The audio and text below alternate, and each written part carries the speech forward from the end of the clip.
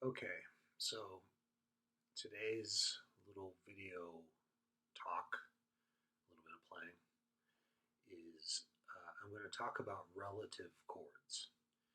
Um, any major chord that you have has a minor chord that's like an evil twin or a dark twin, if you will. And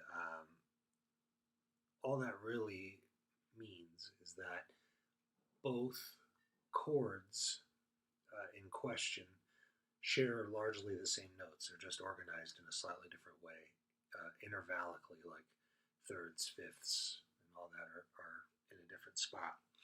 Um, but the distance between relative chords is a constant. And what I mean by that is once you kind of get the hang of the how it goes, like how you find them, that logic follows everywhere all over the neck. So I'll try to highlight what that logic is so that when you are working through the homework yourself, you'll see what I'm talking about and hopefully be able to think about how other keys will look other than the ones that we talk about here today.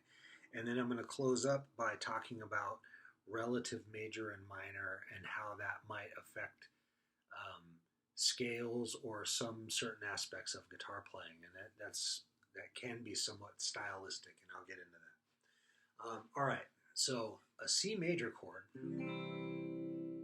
we should all know that by now. Well, if I count down from this bass note right here, that's C, and I go 1, 2, 3, half steps, and I take that finger and I drop it down here to the A note. Well, then I've got an A minor. And these are relatives. C major and A minor are related. They share largely all of the same notes. And a lot of songs actually use those chords. If not together, they're usually arranged somehow to where they both make an appearance in a lot of songs. And you notice how I'm not doing much of a change here. So if I was to change keys with this same exact idea, C major form to A minor form, let's say I was to go up 2 frets. Now what I'm doing here is a C major form, but I've moved it up 2 frets, so I'm barring.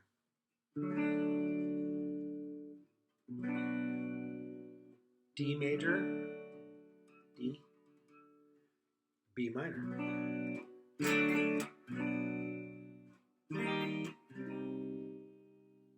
flat and C major, or C minor, I'm sorry. E flat major, C minor. E major, C sharp minor. And so on and so forth.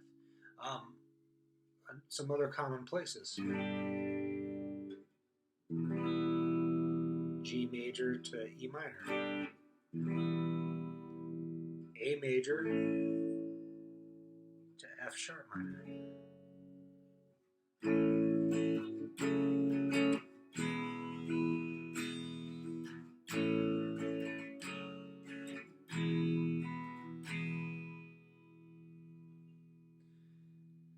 So in the homework, I've got E major to C sharp minor, B major to G sharp minor, F major to D minor. And these are all things that I'd like you to find yourself, utilizing the information that I've just shared. And if you have questions, of course, you can contact me. So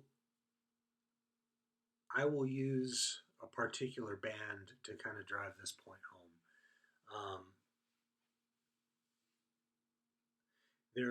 There's rock and roll, which if I was faced with a D chord, was a rock and roll song, and I was going to play guitar over it, or play guitar solo, I would probably immediately go to the D pentatonic area and play what I know. But if the song is coming from a country or a southern rock angle, I'm going to have to rethink that, and I'm going to be using my relative majors and minors to accomplish that. The band I like to use to illustrate this is Leonard Skinner, because their songs have a rock kind of thing, they kind of bluesy, but they utilize a lot of country rules, and country tends to use major scales to get their point across, whereas blues and rock tends to use minor scales. So if for instance, if we have an A minor pentatonic, which I've given to pretty much every student I've ever had,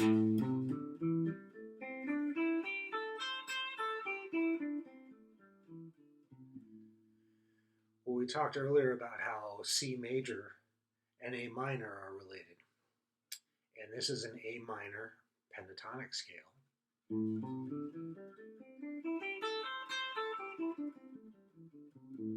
I'm starting on the A note.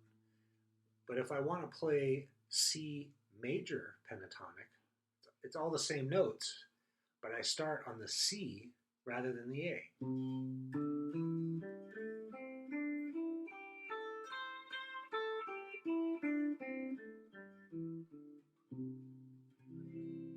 If you imagine, I have kind of a capo kind of thing going on here. I'm playing a G major form.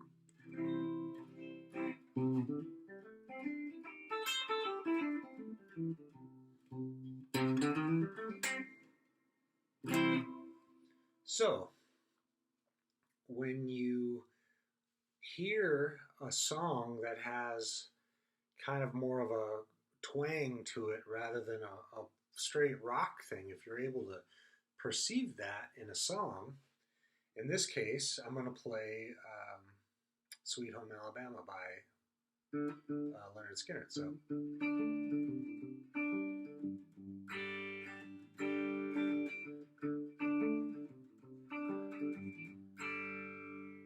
So that riff is in the key of D.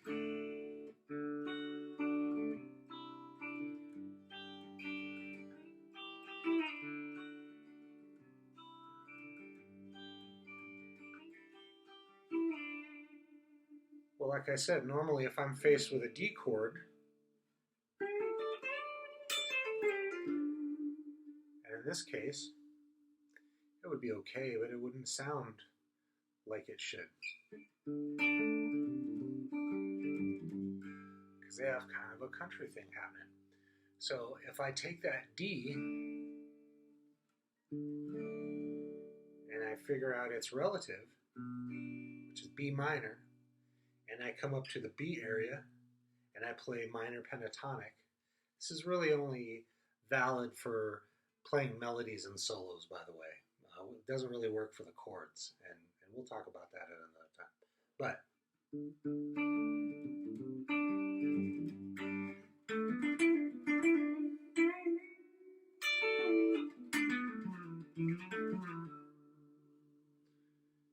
so there I'm playing B minor pentatonic, but I'm paying attention to the D.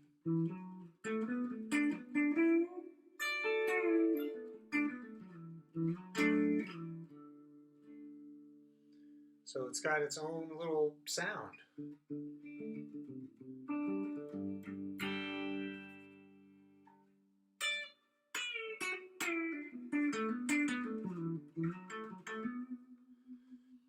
And that sound doesn't just appear in, country rock. It appears very much in the country realm. They tend to use that relative major minor move all the time. So the things I want you to take away are, really learning the distance, say, between B minor and D major, as far as the bass notes: B, C, C sharp, D. I started on the minor, and I went up 1, 2, 3 half steps and played a major. You can think of that the other way. I'm playing a major, I play a minor by going 3 half steps down. Some people gravitate towards thinking about half steps going up, and that's better for them to memorize, and some go the other way. Figure out what works best for you and then stick to that.